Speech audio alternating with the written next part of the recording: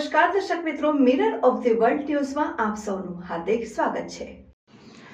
બુદ્ધ પૂર્ણિમા બુદ્ધ જયંતિ નિમિત્તે વડોદરા મહાનગરપાલિકા દ્વારા જુબેલી બાગ સ્થિત ભગવાન બુદ્ધની પ્રતિમાને પુષ્પાંજલિ અર્પિત કરવામાં આવી। બુદ્ધ ભગવાનની જયંતિ છે, જેને બુદ્ધ પૂર્ણિમા પણ કહેવાય છે। હાલમાં જે રીતે વિશ્વમાં યુદ્ધનું વાતાવરણ જોવા મળી રહ્યું છે અને ત્રીજા વિશ્વ યુદ્ધ તરફ જઈ રહ્યું છે, ત્યારે આપણને યુદ્ધ નહીં બુદ્ધની જરૂર છે। ભગવાન બુદ્ધે વિશ્વ શાંતિ માટે જે રીતે સંદેશો આપ્યો હતો, ત્યારે ભારત પણ ધર્મ અને સંસ્કૃતિને માનનારો દેશ છે। અહિંસા એ જ પરમો ધર્મ છે। સાથે વિશ્વ શાંતિનો સંદેશ ભારત સમગ્ર દેશમાં આપતો હોય છે। ત્યારે ભગવાન બુદ્ધની જયંતિ નિમિત્તે વડોદરા મહાનગરપાલિકા દ્વારા શહેરના જુબેલી બાગ સ્થિત ભગવાન બુદ્ધની પ્રતિમાને પુષ્પાંજલિ હૃદયાંજલિ અર્પિત કરવામાં આવી હતી। આ પ્રસંગે વડોદરા શહેર ભાજપ પ્રમુખ ડોક્ટર જયપ્રકાશ સોની, મેયર પિંકીબેન સોની, ડેપ્યુટી મેયર તંડક સ્થાયી સમિતિના ચેરમેન, મ્યુનિસિપલ કાઉન્સિલરો સહિતના આગેવાનો ઉપસ્થિત રહ્યા હતા। ભગવાન બુદ્ધની જયંતિ નિમિત્તે અહીંયા જુબલી બાગ ખાતે ભગવાન બુદ્ધની પ્રતિમા પર પુષ્પાંજલિનો કાર્યક્રમ આયોજિત કરવામાં આવ્યો છે।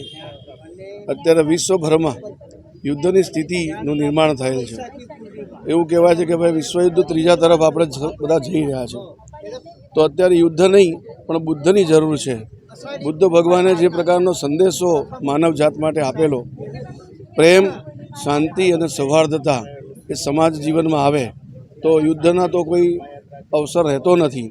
તો આવા પ્રકારનો જે સંદેશ છે, આપણે હિંસા નહીં અહિંસામાં માનનારો દેશ છે આપણો, અને ભગવાન બુદ્ધનો જે સંદેશો છે એ સૌ નાગરિકોએ એ ઉપદેશ પર આપણે ચાલવું જોઈએ અને ત્યાંથી શાંતિ સ્થપાય અને માનવ જાત માટે ખૂબ હિતકારી નિર્ણય હોય છે જો શાંતિ રાખવામાં આવે તો આવા પ્રકારનો જે સંદેશ છે એ બુદ્ધ ભગવાને આપેલો, એમને સૌ અનુસરીએ એ જ આજના દિવસે વિનમ્ર વિનંતી છે। ધન્યવાદ।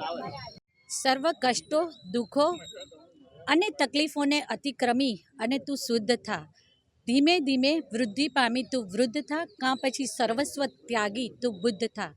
ભગવાન બુદ્ધનો જન્મજયંતિ અવસર આદરણીય વડાપ્રધાન શ્રી નરેન્દ્રભાઈ મોદીજીએ પણ તેમના વક્તવ્યમાં ઉલ્લેખ કર્યો છે કે ભગવાન બુદ્ધે આપને સૌને, સમગ્ર વિશ્વને દુઃખ છે એ અસ્તિત્વનો, દુઃખના અસ્તિત્વનો સ્વીકાર કરવો, દુઃખ છે તો કેમ છે, એનું કારણ શું છે, અને આ દુઃખના કારણને શોધી અને એના ઉકેલ કરવા તરફ જઈએ ને તો ચોક્કસ એમાં સફળતાની પ્રાપ્તિ થાય જ છે।